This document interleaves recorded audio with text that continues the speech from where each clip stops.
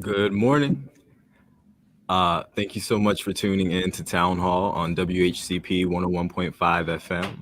I'm Marco Garcia, and I'm very excited to be joined by Cambridge Mayor Andrew Bradshaw, Ward 2 Commissioner and Council President Lajan Cephas, and Ward 3 Commissioner Jameson Harrington. This program will be re-aired immediately following the news at noon today, and again Sunday at 1 p.m. on 101.5 FM. You can send your questions and comments via the WHCP YouTube page and Facebook page. And thank you again for tuning in. And here's Mayor Bradshaw. Marco, I just want to thank you for putting together this idea and this concept for Town Hall, and for inviting me to be a part of this moving forward. I think the concept is a good one and an important one. Something that I campaigned on, and Commission President Cephas and Commissioner Harrington as well, was a greater transparency in the city government and more accessibility to the elected officials in the city government. And one of the things that we're looking forward to providing through this medium is the ability to answer questions from citizens and constituents, and the ability to provide information about what's ongoing with the council, what's upcoming in the city, and what exciting future that we have as a municipality here in Cambridge. So the opportunity with Town Hall is a great one. It's going to be one of numerous ways that the commissioners and I are going to try to, in a more direct fashion, reach out to the voters and the citizens of the city of Cambridge, so that we can ensure that they understand just the direction that things are going, and they have the ability to then let us know where we're strong and where we're weak. The program is going to be one that's going to be an asset to the city of Cambridge, and an asset that I don't think that we've previously had. So thanks go out to you, Marco, to WHCP, and to everyone involved in the Town Hall project. There's nothing more that can really be said other than this is going to be a great thing for Cambridge. Talking more broadly about where we're going with the city, I think I speak for all the commissioners in saying that we're very excited to now be holding office, but now we understand that the hard work of setting the direction of the city comes in. If you've been paying attention to the city government here over the last month, I don't know that I'd say that we've gotten off to a somewhat slow start, but we've gotten off to a very measured start. We want to ensure that the policy direction that we take the city in is going to be one that's going to be beneficial for everyone that's a resident of the city of Cambridge, and one that builds a stronger future for the city. So over the course of the next few months, you'll see some of what we want to do, some of the things we campaigned on, come online and become more included in the city agendas, and the various ordinances and resolutions are going to start getting introduced as we move forward. But I do appreciate that we've had strong citizen engagement so far. People care a great deal about what's going on in the city of Cambridge. They care a great deal about their neighborhoods. And there is nothing more important than having people who live in a place that care about that place. So to everyone that's been following the actions of the council and of me as the mayor, we want to say thank you, of course, and we also want to continue encouraging that level of engagement and that care that you have for the community. And doing what we want to do is not always going to be easy. Moving the city forward is going to at times be a difficult task. There are going to be controversial decisions to be made. There are going to be things that do not appear at first to be immediately beneficial, but that will have great long-term benefit. And so something that I do ask of listeners and of citizens more broadly is to understand that sometimes these things will take time to have the impacts that we expect them to have. And we're very much excited to give the city the opportunity to grow in ways that it's not over the course of many years. So just briefly, some of the things that we're looking at moving forward are ways to encourage the hiring and then the retention of police officers who are of high quality for the city of Cambridge. The people are very aware from the campaign that we've lost officers over the course of the last several years, and we've had trouble filling the roster spots that have been left open. So we're going to be looking at policies that can help with that. Going beyond that, we're going to be working on getting the housing task force that was implemented by the last council online. and get them working toward the kind of mission they've been provided to give us information regarding policies that we can set into place that are going to better lead to quality housing in the city of Cambridge, improved outcomes for individuals, both home buyers and renters. So we're looking forward to that.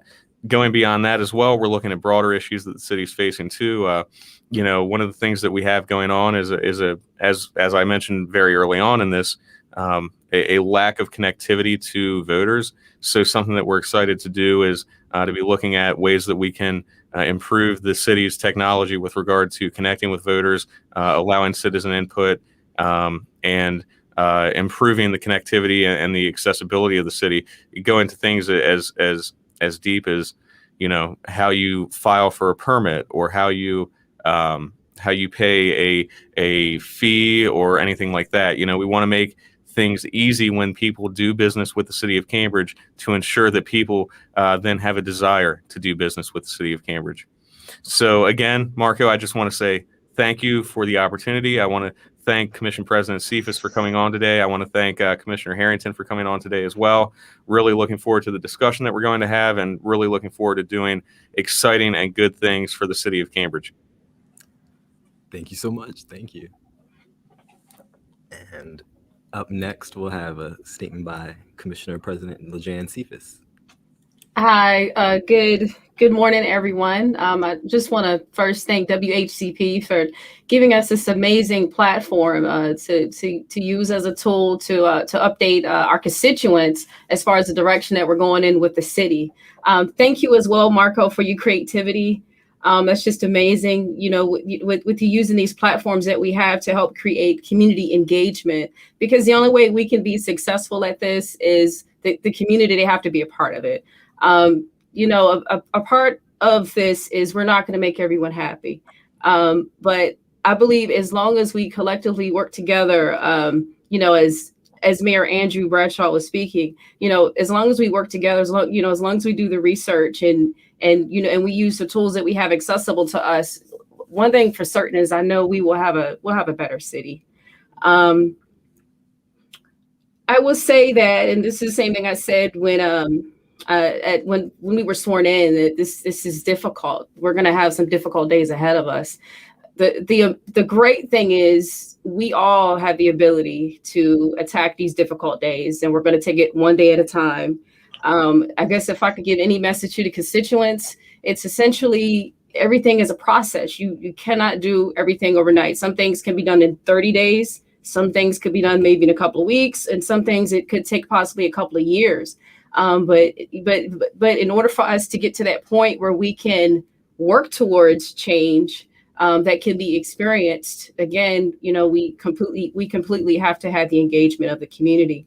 I know the one thing that I'm really excited for is I'm just very hopeful to see if the county council is able to get into some sort of I would say agreement with the Boys and Girls Club, because they're actually anxious to open doors within the next couple of months to get some children in there. And that would be a huge resource for Ward 2, because I know we have a lot of children who have a lot of time on their hands. And not only that, it would be an added resource to the parents who possibly don't have the resources or the funds to pay for daycare. That Boys and Girls Club facility that's being proposed, it's for children ages 6 and I believe up until 17 or 18 years old. And it's, they have a whole multitude of programs, outreach opportunities. And this is something that, they intend on branching out, throughout the city of Cambridge. So I'm extremely excited about that. But as I mentioned before, that's going to take a process. It's not going to be tomorrow. And I also wanted just to mention some names of some people who have benefited from the Boys and Girls Club of America, such as Jennifer Lopez, Jay-Z, Denzel Washington, I think Edward James Olmos. Those are some names of people that we all know who participated in Boys and Girls Club as a youth, and it essentially saved their life. And I think it's time that we have that organization become a part of our city, so that we can add some local youth names to that list as well. And I think that's it. I think I'm going to pass it back to you, Marco. Thank you. Thank you so much for that. And up next, we have Ward 3 Commissioner Jameson Harrington.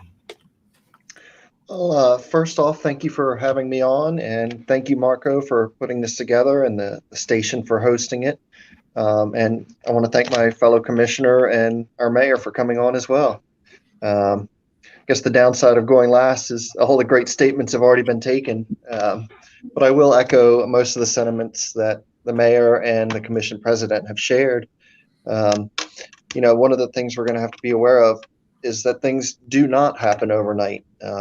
But persistence is key. There is no miracle pill, no cure that you can make everything perfect the next morning. But as long as we stay at it and we work together, I think we're going to make Cambridge the place we want it to be. So it's really all I've got. Thank you. Thank you so much, guys. And let's see if we have some questions.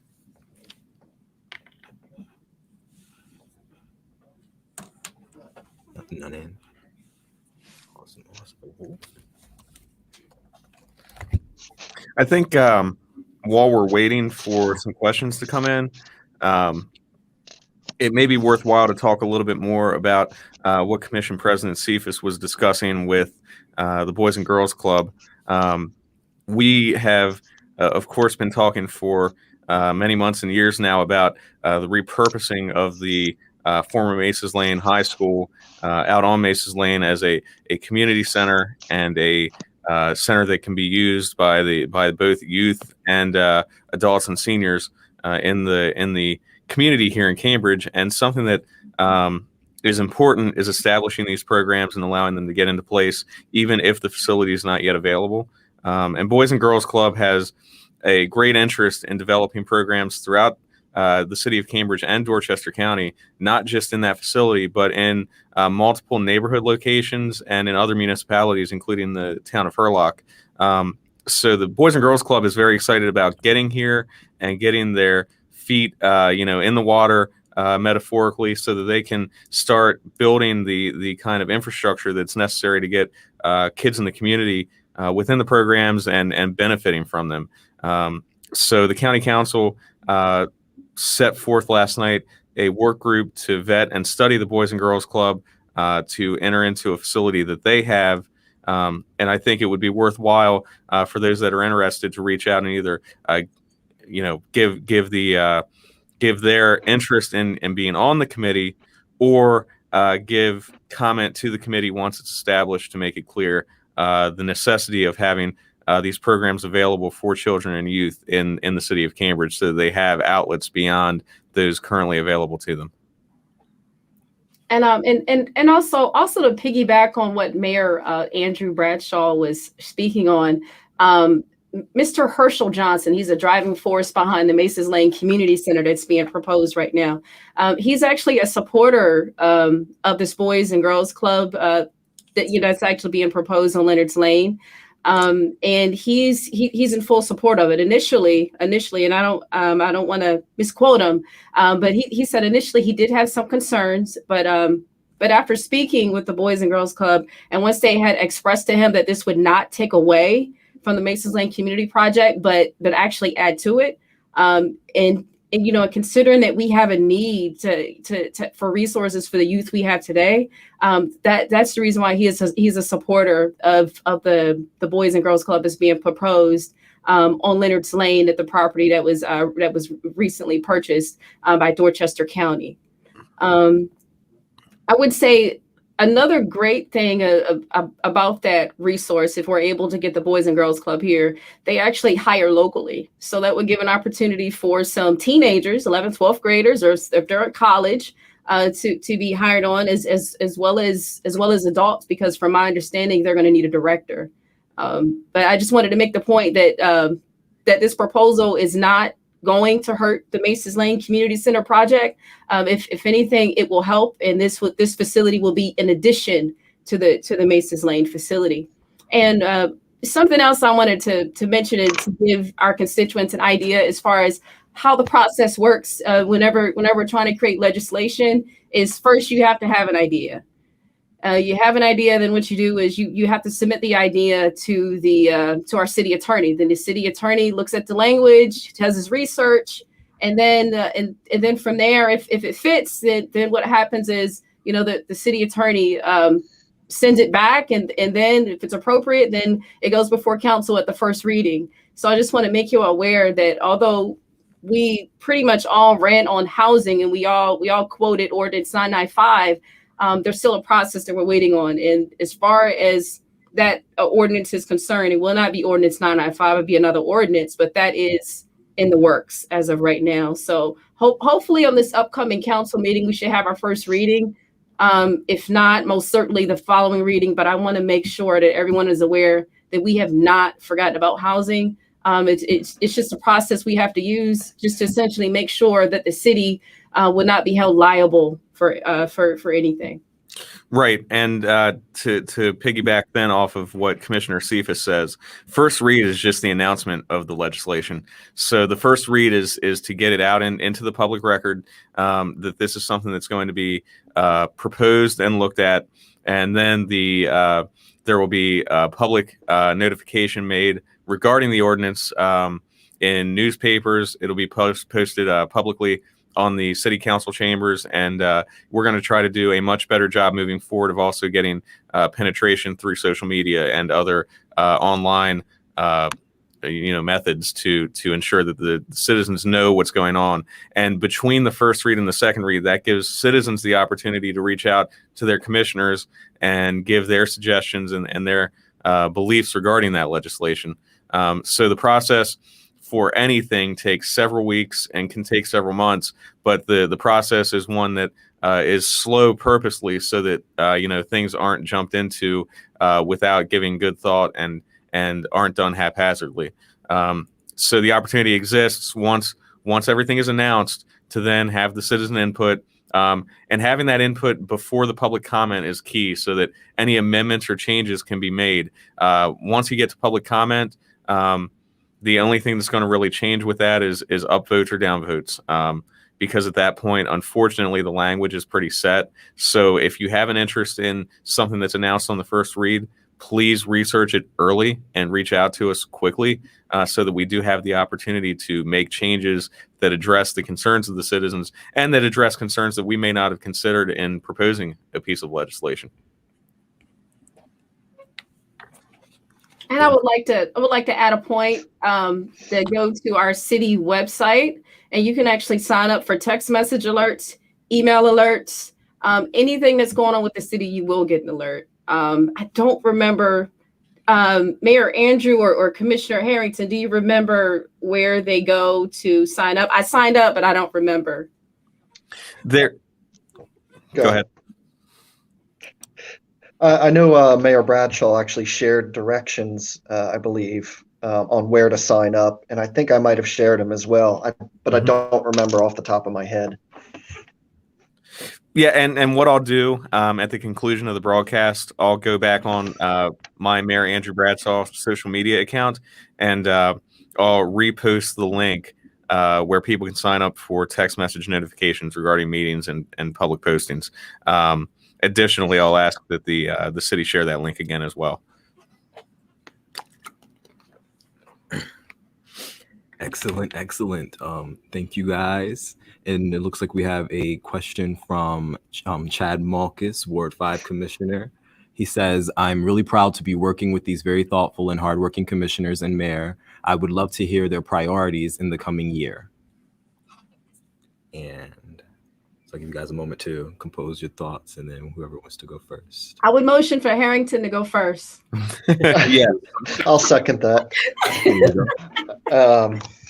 Well, I think in the first year, and as we talked about, a lot of the bigger changes do take time. And I kind of want to focus on some of the lower hanging fruit while simultaneously working on some of the bigger issues like housing. And that involves things like just simple safety, crosswalks, the curb appeal of the city. I mean, we need to be an attractive city to keep people here and to bring in new business opportunities. Like I said, low-hanging fruit. Start small, things that you can see, things that people will notice, and things that impact your everyday life. But like I said, still focusing on the big picture, housing, crime, bringing jobs, things like that. Thank you. Excellent. Jan, what do you have for us? Okay, so I'm going to shorten my list because if not, I'll be talking for the next 15 minutes. I'm going to agree with Commissioner Harrington. Definitely, whatever we can fix immediately, that should be priority. But one thing that I'm going to add to the list is the youth. That's extremely important because the youth is the future. We need the youth to take care of us when we become the elderly. So we have to make sure we make an investment in the youth. Without safety and security, what kind of city do we really have? So our police department is extremely important. And then the housing is extremely important. I think I did that under 30 seconds. Excellent. I think one of the things that's important as well is, just ensuring that the services that we already provide are being provided to the highest quality and the highest ability that we can. Unfortunately, because of budgetary constraints over the past decades at this point, the city has had to reduce services or in some cases cut services completely. And so those services that we now have in place, we need to be doing the best job possible in providing them, whether that be police, fire, trash pickup, street maintenance, street sweeping, any number of operational matters. And it's not with the current structure of the city charter, the job of the commissioners or the mayor to be getting too into the day-to-day unless we receive a citizen concern or complaint, or we see something ourselves that we would then forward to the department head or the city manager. But we do have to ensure that the city employees from grass cutter all the way to city manager and the elected officials have the ability to do their jobs to the best of their ability. And that is a policy decision that can be made by the mayor and council. So that is, I think, something that needs to be a focus over the next year is finding where we're strong and staying strong there and even getting stronger, but also finding where we're weak and making adjustments that allow for strength in those areas, because they are something that we provide. There is a reason to live in the municipality in the city of Cambridge rather than in the county. And one of those reasons is because the city provides more services. So we need to ensure that the services we provide are provided to the highest quality possible. We've heard things about, for example, bringing up street sweeping, that there is a perhaps lack of knowledge or understanding about the schedule, about where they go. I believe it was the last council meeting we approved purchasing and financing for a new street sweeper, which is going to be larger and will be used on some of the city's main thoroughfares, those gateway streets, that you think of, like Washington and Race, Glasgow and High, that are these main streets that run as your corridors through the city. So having a more capable piece of equipment is going to help with that, of course. But then also maintaining and keeping the smaller street sweeper that we have now for neighborhood streets, for your, for example, West End Avenue, or for your Robin Street, so that we can provide these services in a better fashion and in a more complete fashion. So going beyond that, trash pickup is a question that we always have. We're contracted right now with a contractor who is doing the job, and there are some pains at times, and we've reached out, and we're going to continue working with the contractor to try to provide the best service possible. And moving forward, we will talk to the contractor and see if we can alleviate some of the concerns, and then move forward. And if we're not able to do that, put out a request for proposals from other providers, because we do want to provide the best services for the people that live in the city of Cambridge. Some people live here because they've grown up here. Some people live here because of financial, considerations. But a lot of people choose the city of Cambridge, and we need to ensure that they're choosing the city of Cambridge and continue to choose it moving forward. So ensuring that we provide services to the highest quality is really key, moving ahead.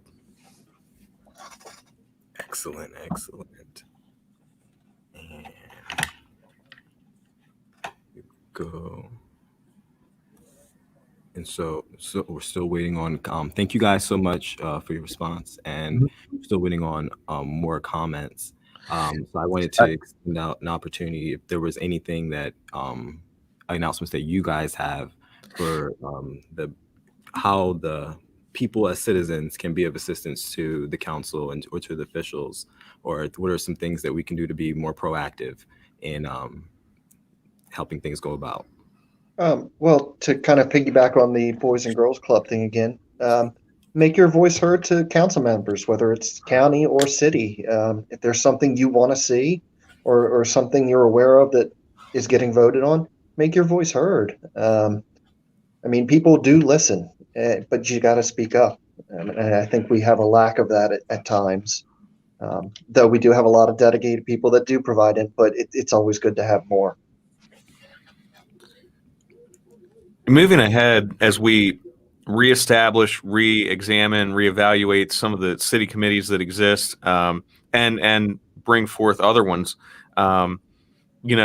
we need to see broader citizen input. We've got a lot of talented, smart people in the city of Cambridge that have expertise in a range of areas of knowledge, whether it be things like grant writing, technology backgrounds, people who have worked for agencies at other levels of government, people that have skills and knowledge and other intangible things that can really provide for a push forward for the city of Cambridge. So one thing that is an effort of mine, and I think of all the commissioners, is getting broader and greater citizen input and involvement in all these things. Essentially, there needs to be, we can't depend on the same 5 or 10 or 15 citizens for all of our needs and all of our committees, because it's unfair to them, and it's not the best use of some of their talents and abilities. These individuals have, great talent, but if you're spread too thin, you're not able to utilize it. So we want to get more people involved, but people that are going to be capable at having the knowledge and particular skill set for the issues that they're facing. Excellent. And are we able to announce the possible partnership with an additional streaming for our city council meetings? I don't know that we've got that finalized yet, but okay. What I will say, because regardless of how that moves forward, we are going to be working on improving how citizens can access the city hall meetings through better engagement through social media, not just through the town hall streams platform and not just through our WebEx platform, so that individuals can view the meeting even if they don't want to go on those other platforms, or they can find the meeting through these other methods. So that's something that's ongoing. It'll be finalized here, I don't think before this upcoming meeting, hopefully before the following meeting. We've got some loose ends to tie up on that and some discussions to be had. But that's going to be something that within a month is going to be in place, so that people have other opportunities to reach out and view the meeting. Excellent. And I would also like to share our email addresses. They're very easy to remember. Mine is ward2@choosecambridge.com. Commissioner Harrington, would you like to share your email? You'll never guess what it is. It's ward3@choosecambridge.com. Well, I don't have a ward email. I've just got mayor@choosecambridge.com. But it's. I think this is so. Historically, the commissioners had their names, and the mayor had been mayor@choosecambridge.com. And I think having just Ward 1, 2, 3, 4, 5 makes a lot more sense, because there's going to be easier transition of communications as commissioners are either decide to move on, or they don't win re-election. If that occurs, just having an email for the commissioner not for the individual, I think is much smarter, and it provides an ease for individuals that are going to be trying to be reaching out to them. Sweet. And we just got a question about why isn't there a local county dump transfer station? Everyone having to drive to Beulah or Golden Hill seems inefficient. Whoever wants to comment first. So I will add that there's also a transfer station in Secretary on Route 14, and that station is 5 to 7 minutes from the city of Cambridge, from the city line anyway. But that is a good question. I think the reason that there's not a local county dump transfer station is because the city provides both bulk pickup and also, twice weekly trash pickup. So I don't know that the county has seen a need for that. But that's certainly a conversation that could be had to see if they do have a large number of permit holders that are city residents. Excellent. And I would piggyback on Mayor Andrew. I think it would be great if someone has bulk trash for them to reach out to the city. And I don't know the schedule, but from my understanding, I think it's twice a month. Is that correct? I believe that's correct. Yeah, it's around twice a month. So I believe it'd be a great resource to reach out to the city if you have bulk trash that needs to be removed. And then in addition, what I'll do is I'll take note of this question to research it and to see if there's opportunities there, or at least to give you an answer that would be a great answer. So instead of us just deferring you to contact the city for bulk trash.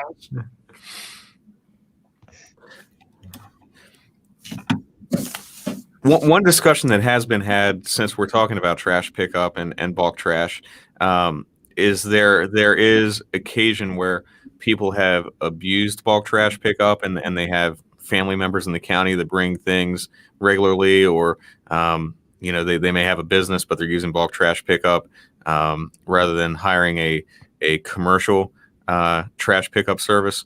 And that's something that we're cognizant of. We want to improve the bulk pickup and improve the service provided, but we also want to avoid its being abused. So it's going to be something that is a discussion moving forward about, what is the service that's being provided? Are we really providing it? If you had bulk pickup every time there was a bulk pickup date scheduled, should we be providing that, or should we be providing it to citizens or households 2 or 3 or 4 times a year? So that's something to look at, and it's about providing the service in a better fashion while also ensuring that you're not hampering the service provided to the citizen.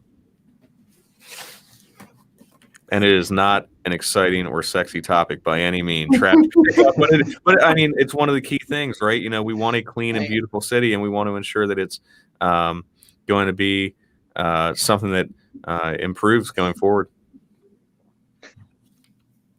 Speaking of trash, I think one of the things people forget to do is that they shouldn't be, overloading their trash cans so the lids are open all the time. And that's part of the reason we end up with a lot of trash on our streets. And another issue we have is people leaving their trash cans on the sidewalks well beyond pickup days, which causes a hindrance to somebody trying to use the sidewalks. I just wanted to point that out. Thank you so much, guys. I'm going to work on that, Commissioner. Our next question is, are there any plans for electric vehicle transport stations like electric bikes? Lajan, we've discussed that. You take that one. Yes, I am so much into electric bikes, electric scooters. Like there have been multiple weekends where I purposely just go to Washington, D.C. just so I can ride a scooter. I know it's silly, but I've done it. So, but I think what we need to do is, we need to change the vision of Cambridge. Like if we want this to be a city of tourism, we need to make it that. And something as simple as, a $10,000 investment or $20,000 investment of bike share stands.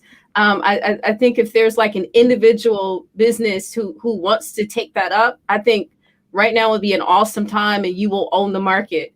You definitely will own the market. I have had some conversations with the mayor to see what can we do as a city, but unfortunately we have other priorities, and that's not necessarily a priority at this time. But we are in discussions with that, and I can tell you I'm in 100% support of any business who wants to move forward with that, because that is what's needed. It gets people out the house. You get to enjoy life. You get to enjoy nature. You get off the internet, off the game systems, and it puts families together. And I think too, bike share broadly and electric bikes and things like that specifically, talking from a tourism perspective, we've got a great project going on right now down on Dorchester Avenue at the Packing House redevelopment. And there are going to be offices in that redevelopment, but it's also going to be a space that's going to be accessible and is going to be inviting for visitors to the city of Cambridge. And that's only a mile or so from the waterfront that we're discussing so often on redeveloping, and that has an opportunity to be transformative for the city of Cambridge. And they're a couple miles from the Hyatt campus. And all of this is a mile or two from downtown Cambridge, which is around the corner from the Pine Street Historic District that has so much impact and meaning in African American history, not just for the city of Cambridge, but for the East Coast and for the United States. So, having those ways to get people out and seeing our city, whether they be visitors, whether they be new residents, whether they be longtime residents who have just kind of, not gotten out of a car in a while, having that ability is something that we want to invite, and it's going to be something that's going to be helpful in growing the tourism market here. So it is something that we would like to see a private investor make that move into that area for the city of Cambridge. And if not, then down the road, as we have an ability, we'd like to find a way to maybe provide that in some fashion. And it can be a revenue stream for individuals. So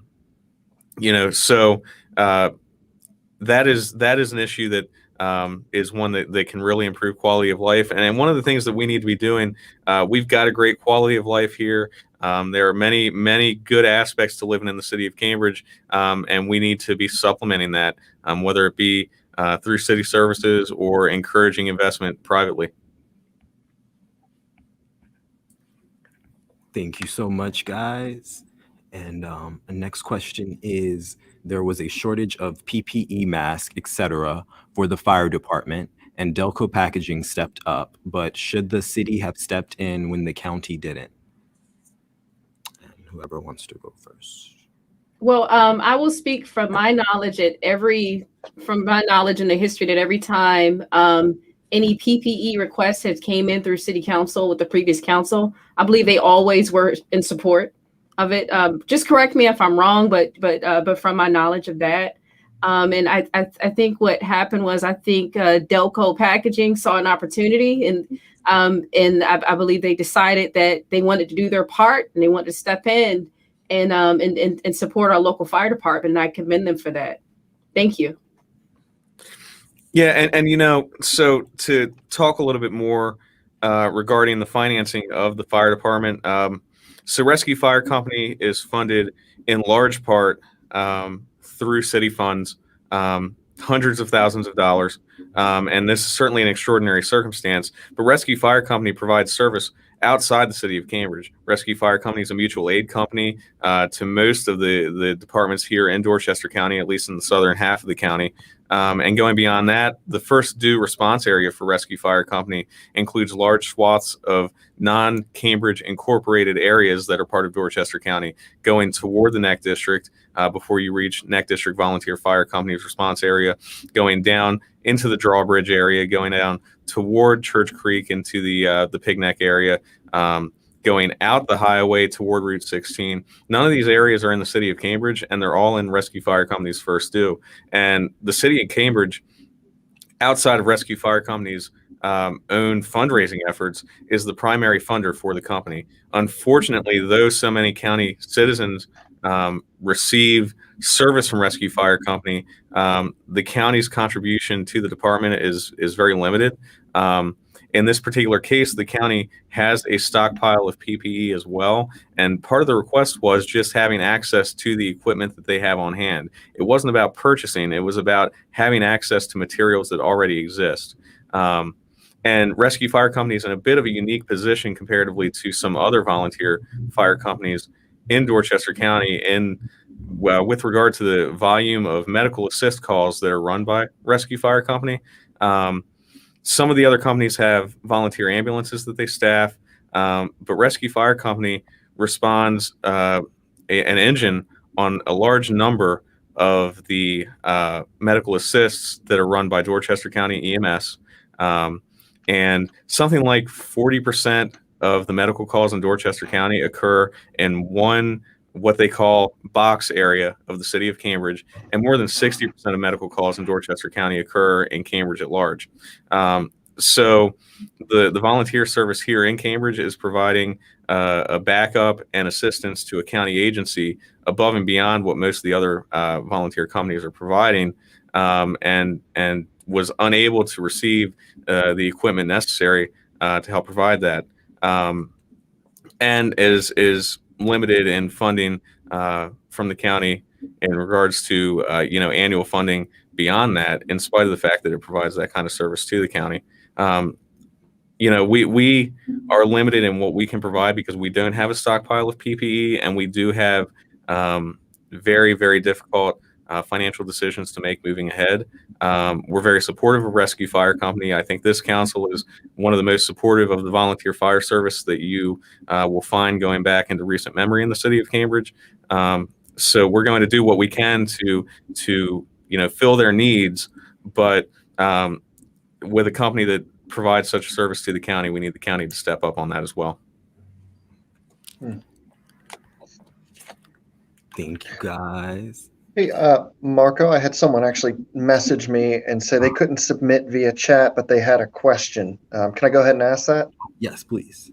Where can citizens go to report issues or make complaints for the city? And what kind of feedback and results can they expect? I know they can, and to go ahead and answer part of it, I know they can report on choosecambridge.com. On the left-hand side of the screen, there's a button for citizen requests and feedback, and that's where they can access the forms to report issues. As for the rest of it, I might have to defer to Mayor Bradshaw.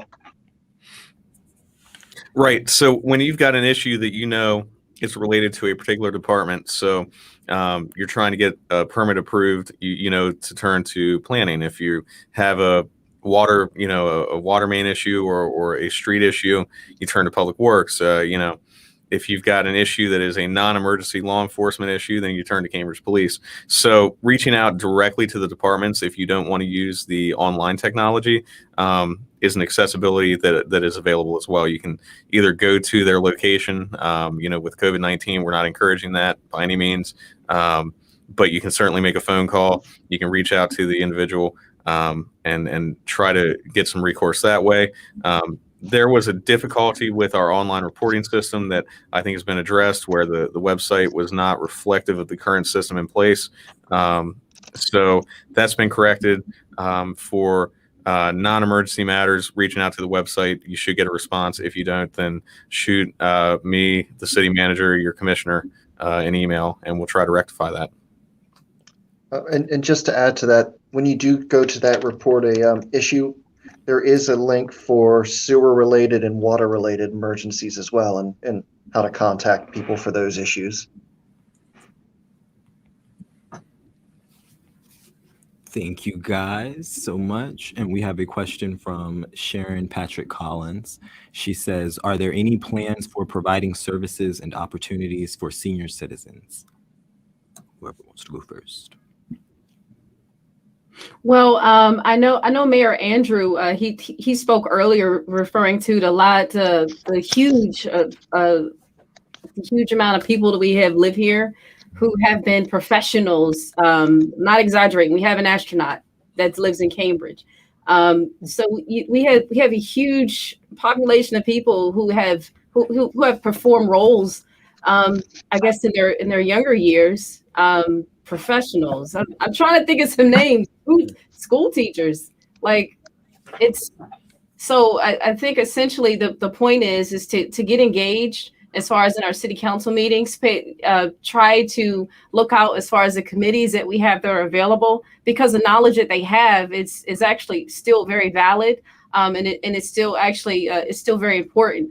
And then aside from that, as far as senior citizens, if they have concerns or if there are services that are needed, it would be great for them to reach out to their ward representative to make them aware of what's needed, so that we can bring it toward council to try to make other opportunities, if there are problems that we're not aware of.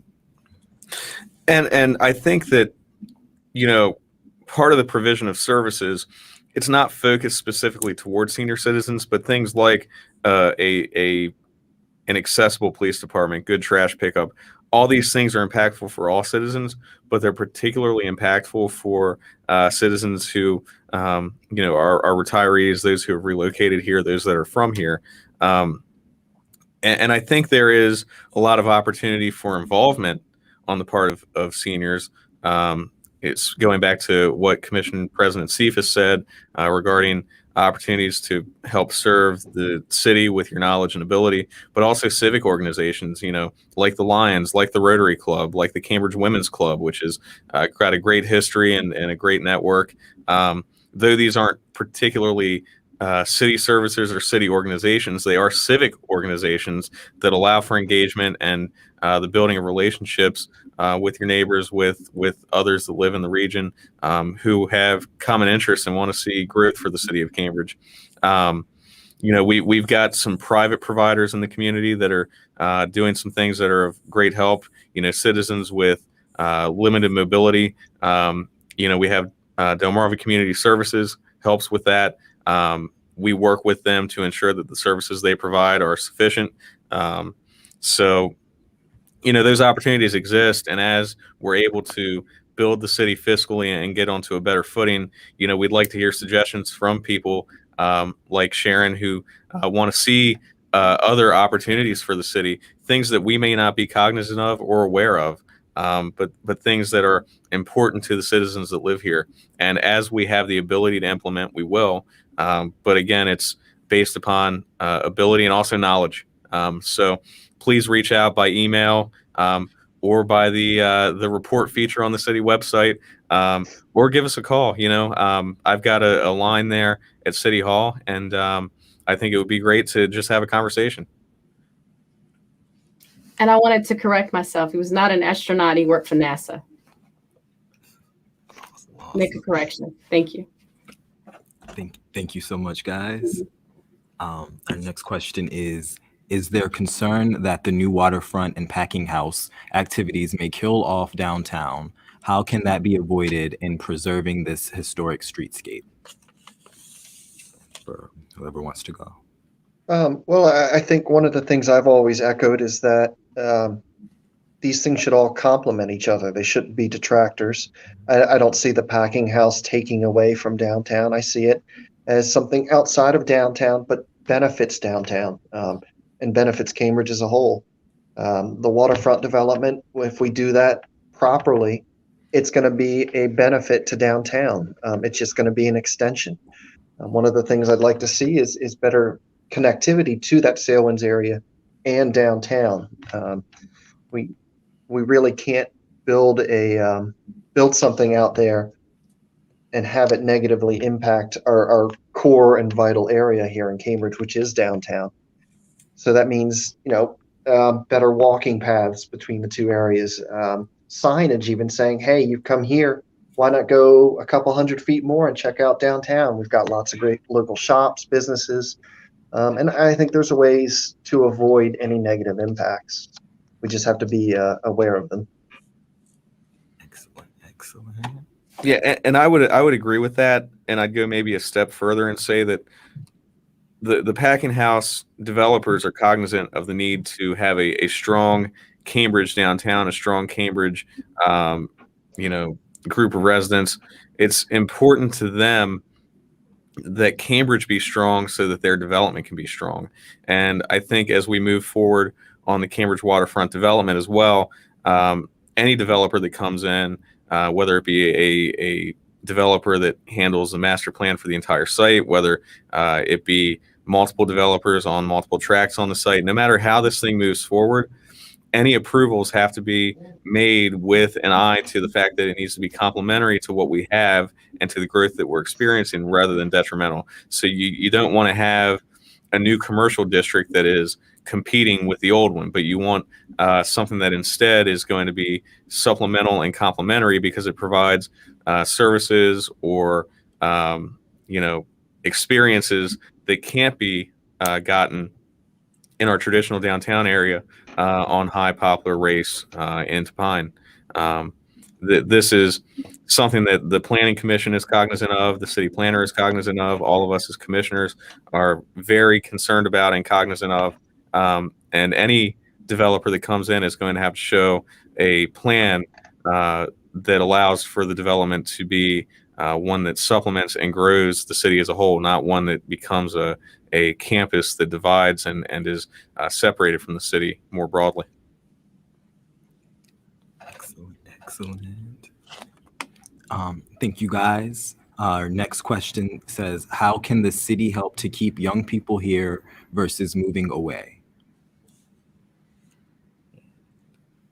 One thing that I've discussed, and I discussed this during the campaign, we have an opportunity right now with, people have looked at COVID-19 and the coronavirus as very detrimental, and it has been broadly. But one thing that we've learned is that white collar companies, professional companies, have determined that they don't have to have individuals in their office space on a daily basis. The work from home model works, and they can then go to a workspace that is available to them once, twice, 3 times a week. So we can market to people now that previously weren't interested in a place like Cambridge because we were just a half hour too far from Baltimore, or just a half hour too far from Washington, or we were just, an hour too far from Philadelphia. Now young professionals who have jobs that were previously city-based can look at Cambridge as an opportunity and as an option for them that they had previously not considered. So we've got to market that way, and then we've also got to ensure that, going back, that the city services we provide, that we provide a great quality of life, and we provide a great place to raise a family. That ties into ensuring that we've got opportunities for families with the park system, with our facilities. We provide the level of excitement necessary, and we've got to work with the school system to ensure that they're providing what's necessary as well. Excellent. And I believe something else that could be done is, obviously we don't have a college, we have Chesapeake College, but, we don't have a 4-year university that's here. So, so if we want talent, we're obviously going to have to encourage our youth to branch out, get that experience, but somewhere we're going to have to remind them to bring it back home. That's extremely important. And something else that we can do to keep our youth here is, we're having our police department is struggling trying to keep the employees that we have. So I think if the police department is able to partner with Dorchester County Schools, maybe have some sort of program for seniors or maybe juniors, possibly have them in some sort of, cadet program, putting them on a straight path to being a police officer. I really think that would help resolve, our issues with having talented and gifted youth leaving the city, and how much better would it be to have someone that grew up in the community police the community. I really think that would be an added investment, and I think that'd be well received by our residents that we have that are living here. Excellent, guys. And looks like this might be our last question. Thank you guys so much. This says, is the city pushing priorities to the many state agencies that provide funds like DHCD, Board of Public Works, MSAC, etc., And what projects need state level funding? So in the month that I've been in office, I've spoken to Secretary Holt from DHCD probably 3 times. There are going to be a couple of conversations in the next week as well with him. I've spoken now on 3 occasions with the Governor's Office of Crime Control and Prevention. And they are, though they sound like they are a law enforcement agency first, they actually deal a great deal with efforts in youth involvement and youth investment, because they see that as the path forward to avoid criminality by engaging and giving an opportunity to the youth before they engage in that criminality. So I've spoken to them. They came to Cambridge, and I had a discussion with them in person on last Friday. And we're going to be moving forward with some funding and grant programs with them. I've had a couple of conversations with DNR as well about some of our needs with regard to waterfront infrastructure. And I had a call yesterday with the Maryland Department of Commerce where we discussed what opportunities exist to market the city of Cambridge to private enterprise that may be looking to locate on the Eastern Shore, to make Cambridge a destination for business so that we can have increased and better employment and also draw additional tax-paying citizens to the city of Cambridge. So we're in the early process. You know, we're only a month in at this point, but we're talking really at this point for me 3-4 times a week with various state agencies to ensure that we're on their radar screen. They understand the seriousness of what we're doing, and they understand that we're going to be very proactive both in engaging and finding funding, and also with regard to ensuring that the funds are properly used and are used to their best ability.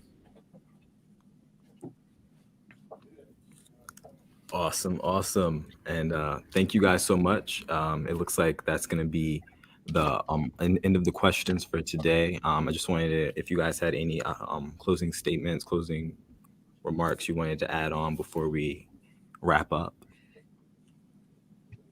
I just want to say thank you again for having us on and for you all putting this together. I think it's a great opportunity to, interact with the community, be heard, and be seen. And I look forward to doing more of these. Thank you. You're good. Go ahead. Well, I just wanted to give a quick thank you again for Marco and WHCP and also for Commissioner Harrington and Mayor Bradshaw for being on this and for us starting this first stage of communication, and as well as trying to give as much transparency as possible so we can give our residents the knowledge to know that we're doing everything possible and in their best interests. So thank you. Thank you so much. Thank you. And I just echo what the other 2 elected officials here said. And what I said at the top of the show, I just think that this is going to be an opportunity for us to really ensure that people understand the effort that we're making to ensure that the city of Cambridge doesn't just run smoothly, but runs better. We were elected to bring change. There's a lot of very good things about the city of Cambridge. As WHCP says, it is a great place to be, but now it's about making it a greater place to be, right? And so, it is our goal to always, with everything we do, move things forward in a positive fashion that's going to make this a higher quality of life for our citizens and a greater attraction for those that are looking for a unique experience on the Eastern Shore. Awesome. And thank you all so much for joining, and thank you, Mayor Bradshaw, Commissioners Cephas and Harrington. Thank you so much for this program. Thank you to Julian Jackson, Mike Starling, Doug, everyone here at WHCP for making this program happen. And this will be re-airing immediately after this at noon, and again Sunday at 1 p.m. And we'll be back again the first Wednesday of every month. So we hope to see you guys again on Town Hall on WHCP 101.5 FM. Thanks again for tuning in. Thank you. Thanks. Thank you.